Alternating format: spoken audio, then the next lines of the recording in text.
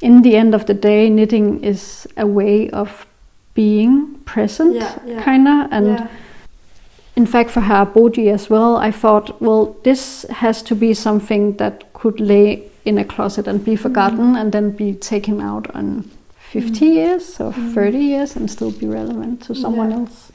And I really love that idea as well. On a Sunday afternoon, I took the train to Odense to meet up with Karoline Mathilde, or Karoline Mathilde, the designer from Aegyoknit. I had talked my non-knitting journalist friend into being the instructor, and she also has a beautiful apartment which we ended up in because of the rain. Karoline Mathilde is a brilliant and kind human being who also loved Virginia Woolf, coffee and knitting, so an hour turned into an afternoon. I just took the train to Odense, which is not a small town, but a smaller city than Copenhagen here in Denmark, where the author Hans Christian Andersen was also born. That's what it's basically very famous for. There's a museum here as well. I'm here because I'm meeting up with my really good friend, and we're meeting up with Karoline Mathilde. She does beautiful sweaters, and if you're on Instagram, you've probably seen them. She kindly agreed to meet up with us to talk about knitting, anything knitting related, which is gonna be great, I think. Wow, look at these trees. Oops.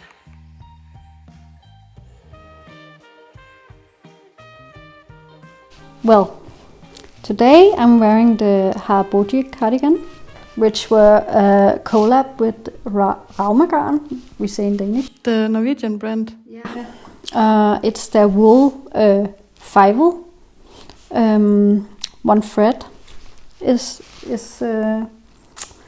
it's pure wool, in fact. So, is it difficult to knit?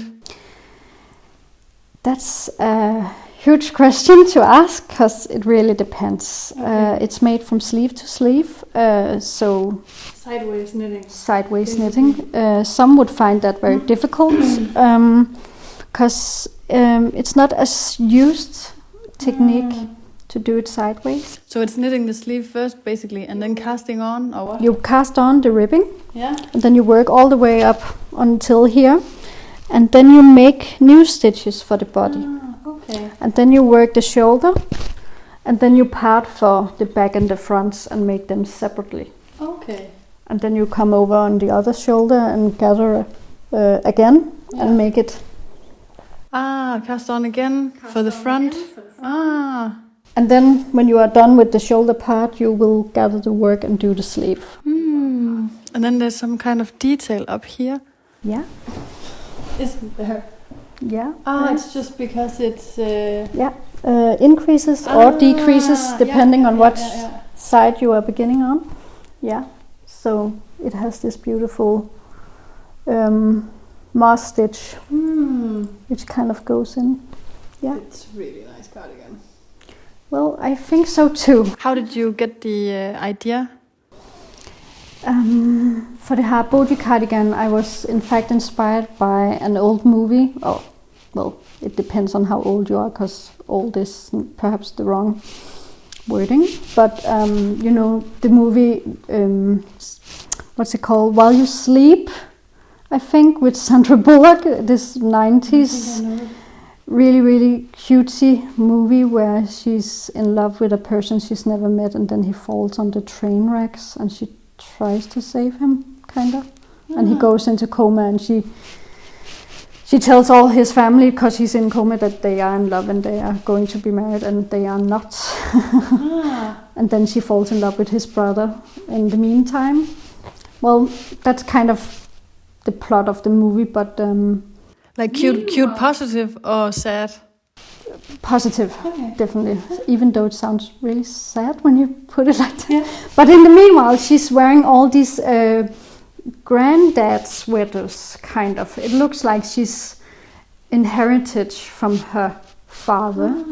And there's a cardigan at a time where it's completely cable cardigan, and I just fell in love with the idea that you had this grandfather cardigan you would pull out of the closet, and it had to be oversized and cozy, and it does look good. You would really wrap it up, and I really liked that idea. Yeah, so that was the initial inspiration. And the sideways knitting thing, where did that come from? It had to be fun. Yeah. Yeah, but also it has something to do with the construction that I wanted these details. And that seemed more easy to make. And it's knit in one go basically. Yeah. Nothing, no picking up stitches, no. Only for the ribbing here on the front. Yeah. Yeah. And the neck, of course. Yeah.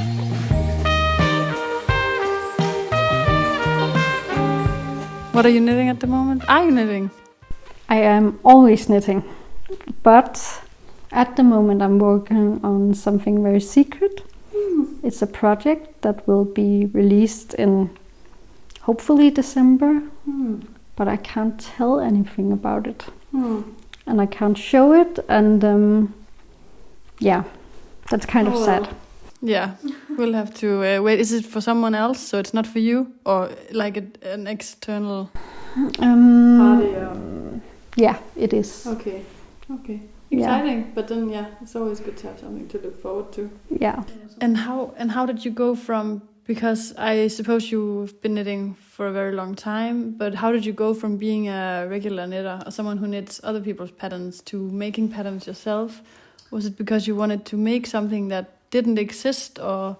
Yeah, exactly. You know, I had been knitting so many things at that time, and then it came to a point where I kept having this feeling that I needed a pattern for something, or why didn't this exist, or and I keep viewing the designers that I liked, and I was like, why don't they perhaps make a pattern that does this or something like this? And I really wanted to do something. So it kind of started with me feeling that it was missing, kind of. I wanted to make a pattern that wasn't made. Yeah, that makes good sense. Also because I think, all designers have their own relevance in each their own way, you could say. But then some designers, they focus a lot on maybe the cut of the sweaters, and then others focus more on maybe color work, and then others they focus maybe more on they have like cables, this they have their own aesthetic, and everything has to go under that umbrella or something, you could say, like that. And you could say that my first trademark was to do something else. And also I think that some for instance the cardigan you're wearing, you can't really I guess you can't with others, but it's difficult to find a brand that produces sweaters that have the same aesthetics as you do. Yeah. So it's quite unique. Yeah. But where do you find inspiration? Because, is it mostly just things you find are lacking, or what? And then you just like dream them up, basically? Yeah, and then sometimes it's just something that happens, kind of.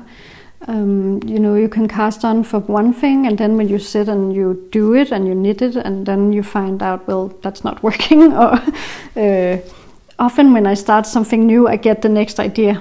Okay. It's like this thing where you see a technique while doing another, and then you're like, oh, I really want to try this on another thing. So you could say that you have like this overall idea, I want to make a sweater that does this and this and this, but when it goes on the needles, it totally changes. Okay. Yeah. Okay. It's very often like that. So it's basically a never-ending process in a good way. So you never sit down, or rarely sit down and like, okay, now I have to come up with this. No. Okay. That's it's very, very rare that I do it like that. I have done at some points if it's a collab or something. Yeah. With some sort of limitations. Okay. That kind of leads up to the next question about, like, because some people knit to finish a product. That's what I did when I started out knitting. I really wanted a sweater. I bought the yarn, and then I couldn't wait to be finished. But other people, they knit more for the process, and so they finish it, and it's like, well, great, it's finished, but that was never the goal. So maybe sometimes they don't even wear it.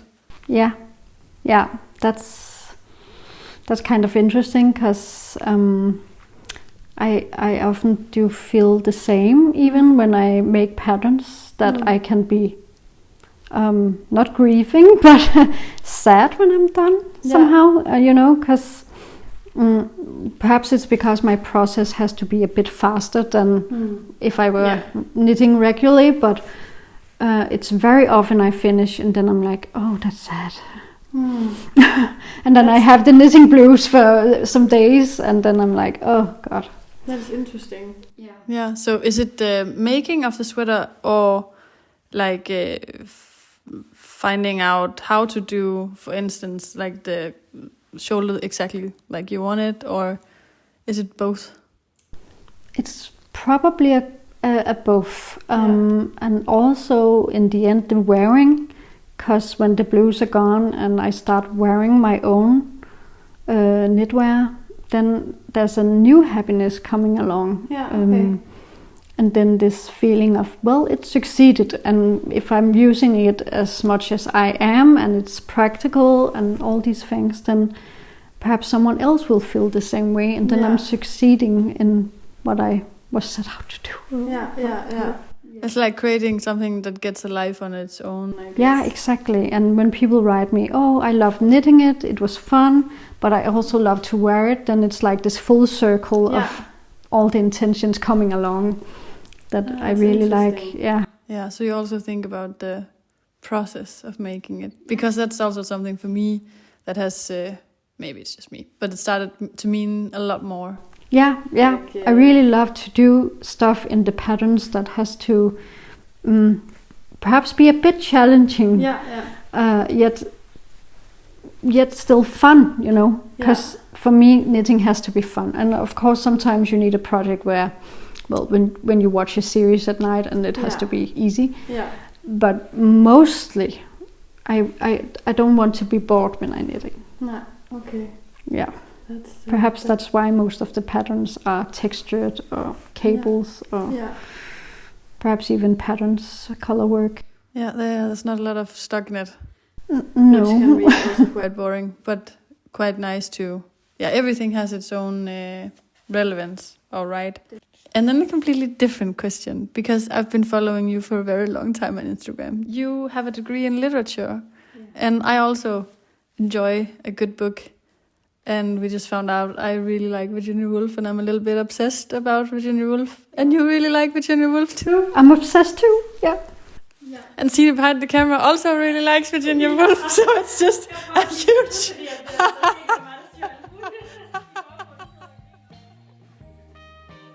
I guess this could be compared to finding out that you are with someone and suddenly you find out you're all cheering for the same sports team. I don't know. We just had a big laugh about this and talked a little more about Virginia Woolf.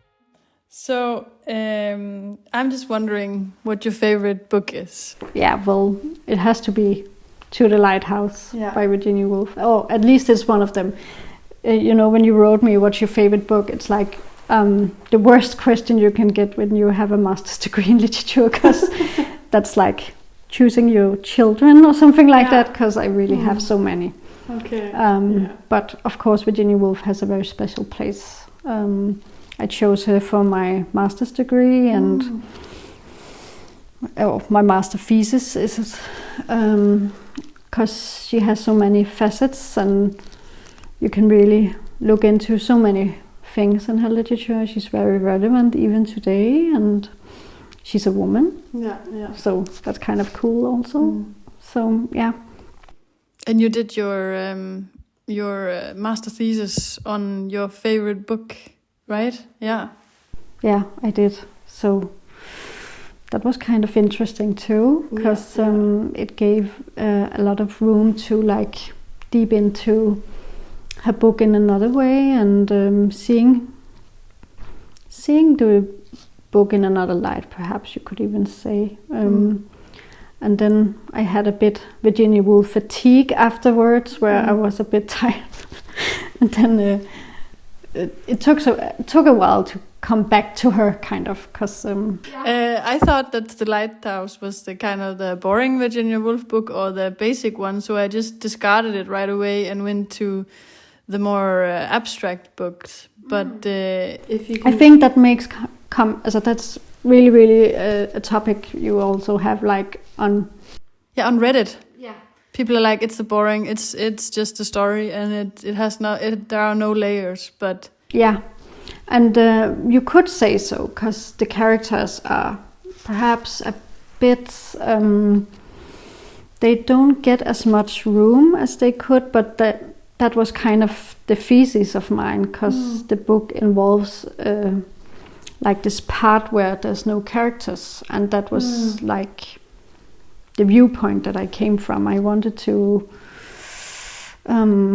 what could you say, discuss how she was able to include parts where there were a non-human perspective, and this post-Anthropocene way of seeing the world, which is very relevant today as well, because we have this middle part of the book where there's no characters, there's no human, and that's something that really fascinates me and maybe resonates in me as well afterwards, because also it sometimes seems like humans mainly assign value to things where humans are part of something. Yeah, exactly. And then when we leave and they are left alone, kinda, and discarded, then what happens? Do they still have some relevance? What happens? And especially in To the Lighthouse, she gives us this very, very rare insight, I think, and it's really great description she has of this house being all left and things tearing up, but still having matter, kind of. I'm just a sucker for that. I think it's. I'm just gonna read you a short section of Karoline's favorite book, just to give you an idea about this whole no people thing. And if you're just into the knitting part, just skip this thing. So here we go, just a few sentences from the book To the Lighthouse by Virginia Woolf. The house was left. The house was deserted. It was left like a shell on a sandhill to fill with dry salt grains now that life had left it. The long night seemed to have set in. The trifling airs nibbling, the clammy breaths fumbling seemed to have triumphed. The saucepan had rusted and the mat decayed. Toads had nosed their way in. Idly, aimlessly, the swaying shawl swung to and fro. A thistle thrust itself between the tiles in the larder. The swallows nested in the drawing room. The floor was strewn with straw, the plaster fell in shovelfuls. Rafters were laid bare. Rats carried off this and that to gnaw behind the wainscots. Tortoise-shell butterflies burst from the chrysales and parted their life out on the window pane. Poppies sowed themselves among the dahlias. The lawn waved with long grass. Giant artichokes towered among roses. A fringed carnation flowered among the cabbages, while the gentle tapping of a weed at the window had become, on winter's nights, a drumming from sturdy trees, a thorned briars which made the whole room green in summer.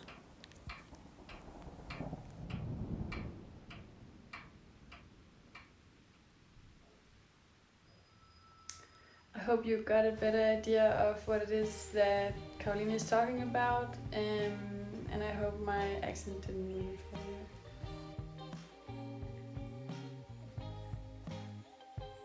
And in some way kind of related to knitting as well, I guess. Yeah, kind of. And it has... When you leave a sweater, when you leave a project. I think exactly what you're saying is really interesting, because it has some influence on my knitting as well, kind of, as this way of viewing garments and a way of consuming. And I know that's kind of it has some double standards as sure. you know, we are very, very high consuming when it comes to knitters, and we are consuming wool and knitting needles and stuff like that. But in the end of the day, knitting is a way of being present, kinda, and for me also the process of knitting, and you know, you cast on a few stitches and then from there you go and make a whole sweater. And this sweater, I think, in fact for Haraboji as well, I thought, well, this has to be something that could lay in a closet and be forgotten and then be taken out on 50 years or 30 years and still be relevant to someone else. And I really love that idea as well. It's also kind of like a moment of being that materializes. Yeah. Because sometimes if you, I don't know, like me on the train here, looking out the window, thinking of something, and then I forget about it, and I won't ever think about it again, or I don't know. Like a time that gets lost, kind of. Yeah. That doesn't have to be a bad thing, but when you make something or you knit something, it's like time passes and then you have something physical. I guess it goes for everything that you make, basically. But yeah, picking up a sweater many years later, then it's a little moment of time. I really love that you're taking in the moments of being and the way of viewing this, because I think you're right. It is really a way of perhaps even be more present in life also, even though when you're counting, then maybe not. But still, it's a way of being present in life, and you are kind of forced to focus. I remember actually I read Virginia Woolf, her book Moments of Being, which is like kind of a biography, kind of not, because she didn't publish it herself. I think no, it came later, and it's kind of a diary. Yeah. She complains, I remember in one part of the book, that her life contains so few moments of being, that she has to do so many practical things. She has to remember to eat and remember to sleep and watch the garden and tell people stuff and get mail and go for a walk and blah, blah, blah. And so the moment that she has where she actually thinks about life and writes things down are so few, or moments where you actually recognize that you're alive, basically. Yeah. Quite few. Yeah.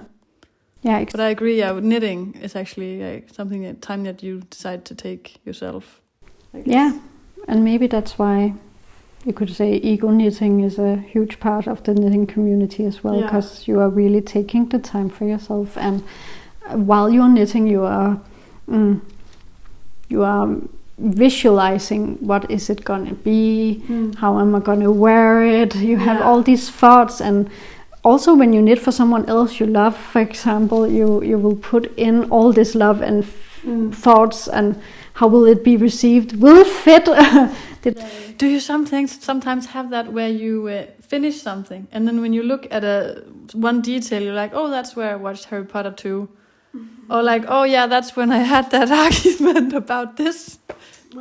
And that disappears like rather fast, but when it's just finished, I can sometimes remember, like, oh yeah, that's that vacation on that half asleep.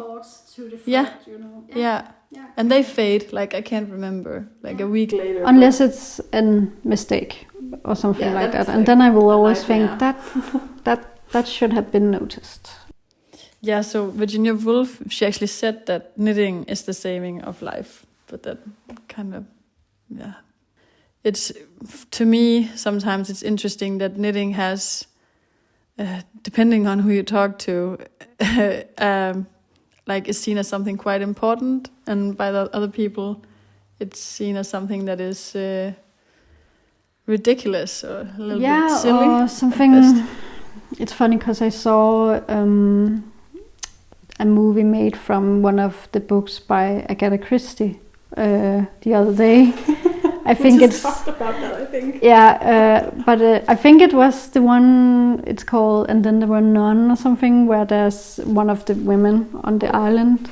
At that movie I saw Agatha Christie has this character, and in the book as well, that is knitting, and that is seen as something very I don't have the wording for it. Like innocent or silly? Silly must be the word. And it's funny because in the movie they have, or is it in the book? I'm not sure. But they have added this part where this character, she goes to the beach and she finds this seaweed. Yeah.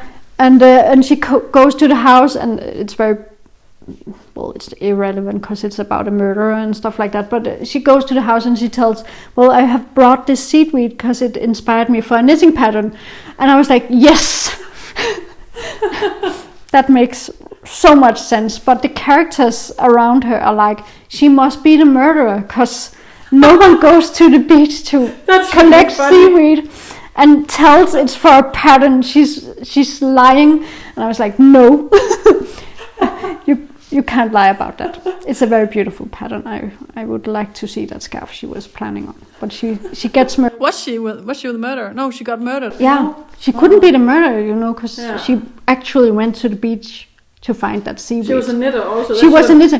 That should have told him that she's a good person. Or I heard... she don't have time for murdering, She's making a pattern. She go knitting. And every knitter knows that a knitter's never bored.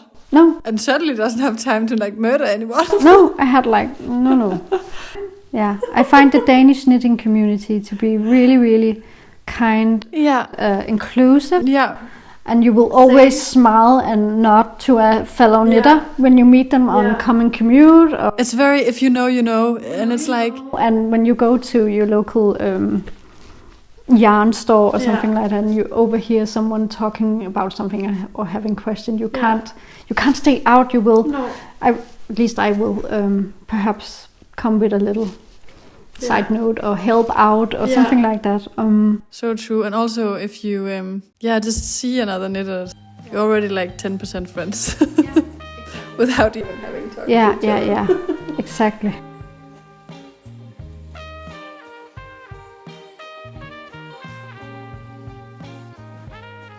And then if you want to show me your other favorite knitted stuff, garments, if you brought any.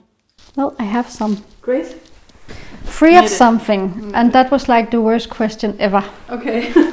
Because I think you wrote your favorite patterns, and that's again, choosing your children, kind of. And I was like, oh God. But you did bring something.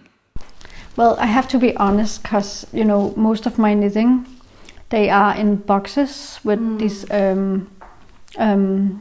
what's it called? Muff. Yeah. Because, I can't wear them all. Yeah, no. And I have to, keep them safe. And then at the moment, while we are planning moving and stuff like that, some were stored away longer in the bag than some others. But I brought them, I could fetch out. Yeah, great. And have you ever had a moth attack? No, never. Oh, that's great. But you can never be too sure. No, you can't. So I would cry and bawl my eyes out if any knitting were injured. So, and then I thought, well, all my patterns are my favorites. Kind of.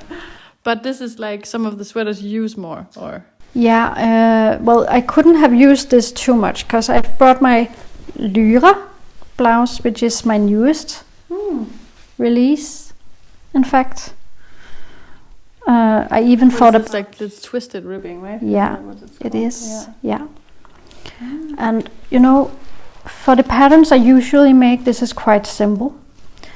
Yet, I just love these raglan parts where they just continue all the way down and all the way up of the sleeve. And these subtle details, but when you knit, they are making it intriguing, kind of, so you're not completely bored. Yeah.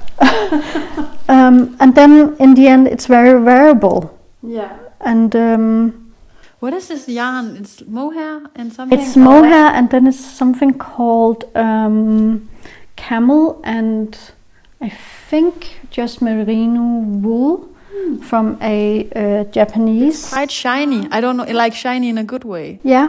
There's a lot of silk in the silk mohair because it's called sensai. Yeah. and Rakuda. Yeah, which is a bit more thin than regular kinds of silk mohair. Yeah, it is. And it's I really like the halo of it. It's not like too much. No. It's very Well, and balanced. I really love that. I am making one another one, but without the mohair, because sometimes I get mohair everywhere, and I get Yeah. And then for the summer, I really wanted a non-mohair version. Really? So if I ever get, Is it 3/4 sleeves or like shorter sleeves? Yeah. it is. But I've seen people making them longer, and I've seen people making a tee, and I think it's very beautiful, and it's one of my new favorites. But my new patterns are coming summer. Yeah, Yeah. I really am. That would be nice too in like linen yarn. Yeah. I am making one in linen and silk and a very, very thin thread of cashmere, in fact, just to give it a little bit of warmth, because linen can also be a bit rough on the skin. And I find a lot of people are a bit sensitive for mohair as well, which makes a lot of sense, kind of. And sometimes you just want to try something different, or there's been a wave of a lot of patterns with mohair, like some kind of wool, and then maybe 2 strands of mohair, or like trying. And mohair is quite expensive, and and quite warm too. Quite warm too, and I think it's not very summerish to have mohair, but this is a very good transitioning piece. I think I like wearing it like a blouse inside also, kind of. So that's a favorite of mine at the moment. And then I have to bring something summery, because it's soon time for it. But the Busan tee, which is made purely out of linen and silk, this one, and it has this see-throughness, which I kind of like. And a cable on the front, and you have another sweater with that cable on the front, don't you? Yeah. The Busan sweater. Yeah. That's on my to-do list. Yeah. That's a really cute. I was almost saying mine too, but I won't. A cute summer piece. Yeah, and it's fun to make again. You know, the cable part is. I really love this cable. It has this intriguing where it kind of stops on the middle, and has this very wideness, so it's kind of signature kind of ish. I'm not finished using it. I can tell. Yeah. So it seems to be like a good mix of something like easier and then a little like complicated as well. Yeah, definitely. Because if you haven't done cables before, and you are perhaps a bit interested in trying cables, and you are familiar with the raglan increases, then it's a very easy pattern to go to. So and I have a lot of people making it at the moment, as there's a cow. Knit along.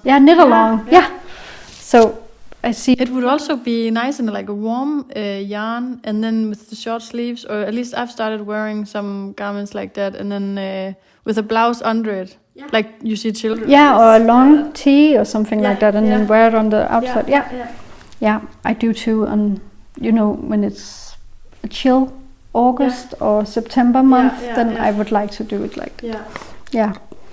And then I had to bring my masterpiece, because I have Eurus sweater with me, and it's quite embarrassing because it's very used. This turn?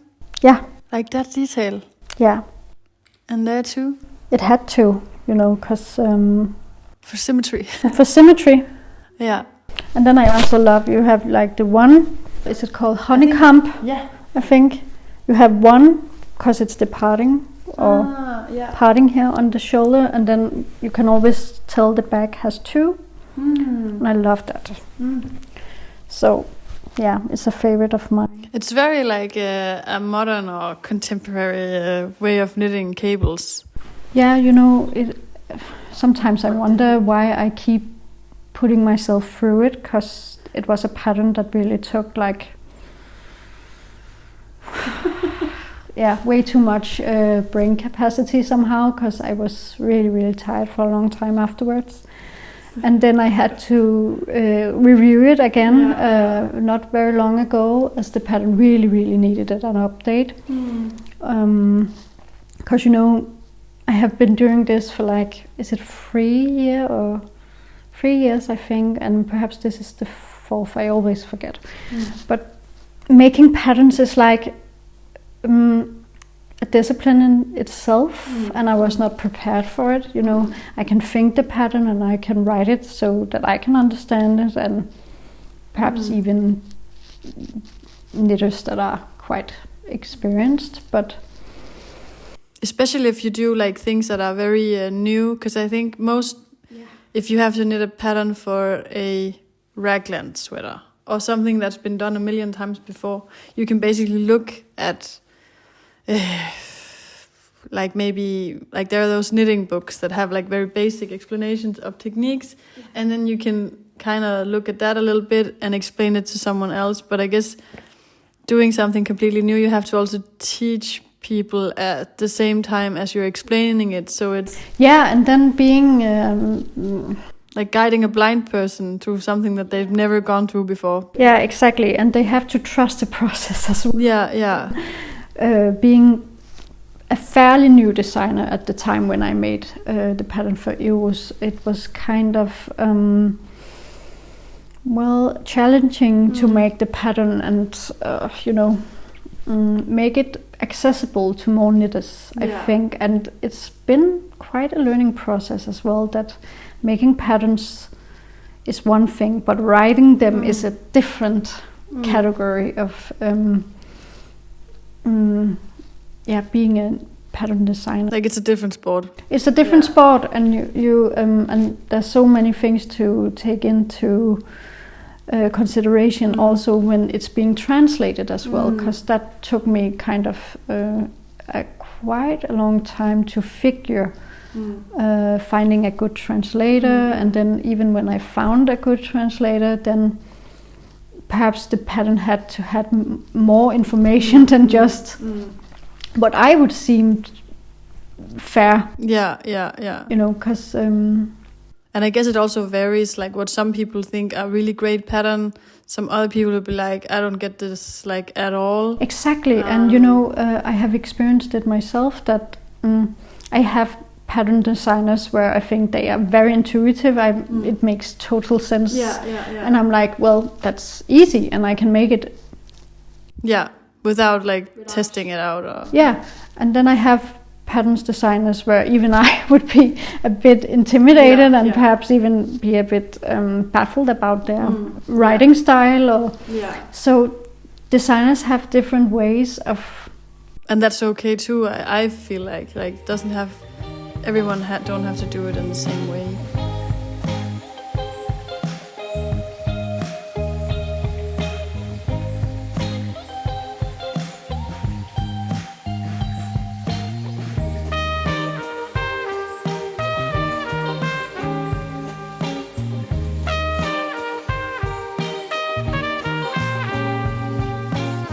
So that's all I brought with me.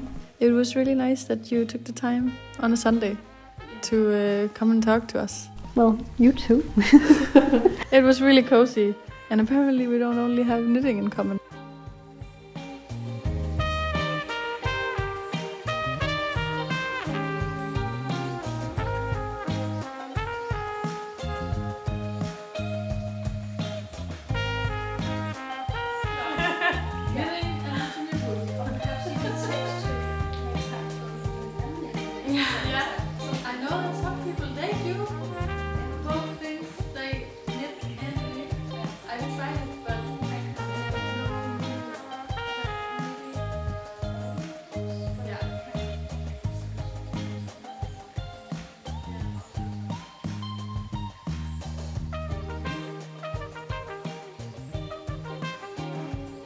Thank you for watching the interview. I hope it was as fun to watch as it was to do. I could have talked with Karoline for days.